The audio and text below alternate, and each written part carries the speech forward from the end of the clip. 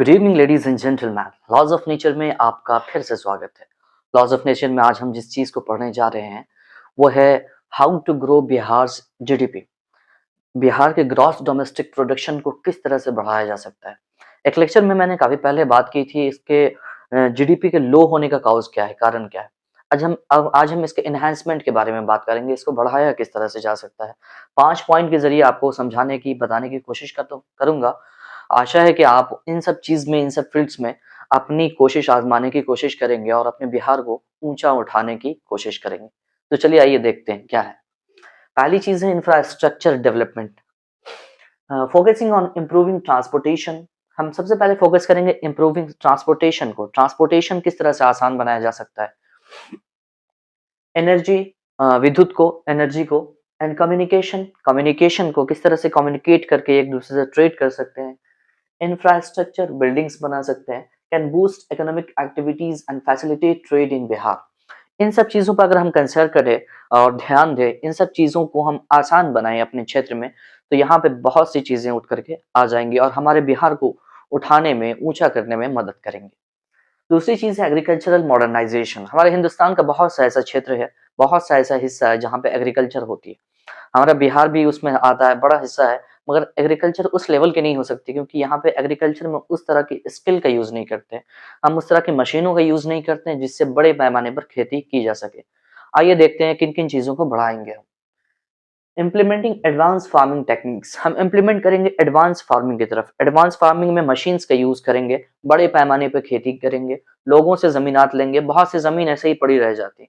उनसे स्किल की मदद से ये कहेंगे कि हम बड़े पैमाने पे खेती करेंगे, उसका लगान आपको भी देंगे, कुछ चीज़ें आपको भी देंगे। उस बेस पे ले सकते हैं। इरिगेशन सिस्टम ले आएँगे, providing farmers with access to modern technology can enhance agriculture.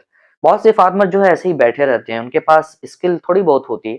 अगर हम उसको थोड़ा-सा और स्किल को बढ़ा दें और बड़े उनको मॉडर्नाइज़ करके खेती कराने की कोशिश करें, तो बड़े पैमाने पे हम खेती कर सकते हैं। स्किल डेवलपमेंट एजुकेशन, सबसे महत्वपूर्ण चीज़ इसको हम मानते हैं। स्किल का डेवलपमेंट करना, एजुकेशन का एनहांसमेंट करना।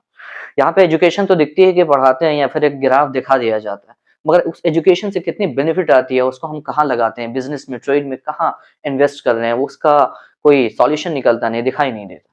तो किस तरह से हम इसको बढ़ाएंगे देखते हैं। इन्वेस्टिंग एजुकेशन, एजुकेशन में इन्वेस्ट करके and skill development programmes can create a more skill workforce.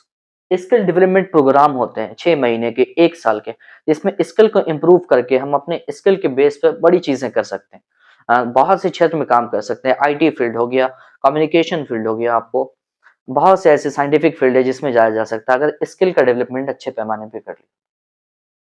Promoting entrepreneurship and attracting industry to the reason.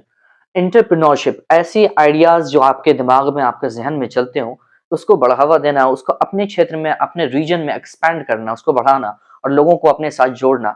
ऐसी चीजें कर रहे हैं तो हम बूस्ट कर देंगे अपनी इकोनॉमी को, जीडीपी को। Tourism promotion, Bihar has a rich cultural and historical heritage. Bihar के पास बड़े कल्चरल हेरिटेज है, जगह है, पैलेस है, जहां को जिसको हम एक्सेस करेंगे। किस तरह से उसको एक्सेस करेंगे। Promoting tourism through better infrastructure, उस बिल्डिंग की इंफ्रास्ट्रक्चर की क्लीनिंग करेंगे, साफ सफाई करेंगे और उसको बेटर बनाएंगे, अच्छा माहौल बनाएंगे वहां पे। इंफ्रास्ट्रक्चर, मार्केटिंग, वहां पे मार्केटिंग को बड़ी बढ़िया बनाएंगे। And preservation, historical site can contribute significantly the GDP. GDP को कौन सी चीज बढ़ा सकती है। बहुत से हिस्टोरिकल ऐसे प्लेस हैं जो तो पड़े रह गए हैं, जिसका यूटिलाइज नहीं किया, उसको हम अच्छे से सजा के संवार करके बना ले। वहां पे टूरिज्म का एक बड़ा सोर्स बन जाएगा कि लोग देखने घूमने आएंगे, वहां पे उससे जीडीपी में मदद मिल जाएगी। आखिरी चीज है स्मॉल एंड मीडियम एंटरप्राइजेस। बहुत से छोटी चीजें जो कर रहे हैं, छोटे लेवल पे बिजनेस कर रहे हैं, उनको हम कुछ तरह की हेल्प दे सकते हैं, मदद से उसको बड़ा बनाने की कोशिश करेंगे। Encouraging the growth of small and medium enterprises by providing financial support, उन्हें फाइनेंशियल सपोर्ट दे करके पैसों से मदद कर सकते हैं। इंफ्रास्ट्रक्चर अगर आपके पास हो तो उसको वो फराहम कर दें, दे दें। एंड कंडक्सिव बिजनेस एनवायरनमेंट, या तो फिर इस तरह का एनवायरनमेंट बना दे कि उनके लिए बिजनेस करना आसान हो जाए, चीजें आसान हो जाए।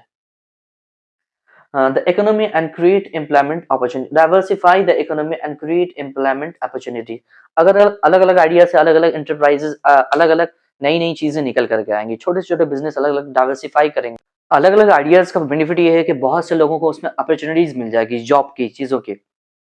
अगर कोई एक ऐसा आइडिया रखता हो जिसके बिना पर डाइवर्स मार्केटिंग की जा सकती है, कई लोगों को उसमें जोड़ा जा सकता है, तो इस तरह के मार्केटिंग को बढ़ावा मिल सकता है इससे। ये 5 चीज़ें थी जिसके बिना पर हम अपने जीडीपी को, इकोनॉमी को ग्रो कर सकते हैं अपने बिहार के। आशा है कि आप इन सब क्षेत्र में अपनी कोशिश आज़माने की कोशिश करेंगे और अपने बिहार के लिए बेहतर फ्यूचर का निर्माण करेंगे। आज के लिए इतना ही, शुक्रिया।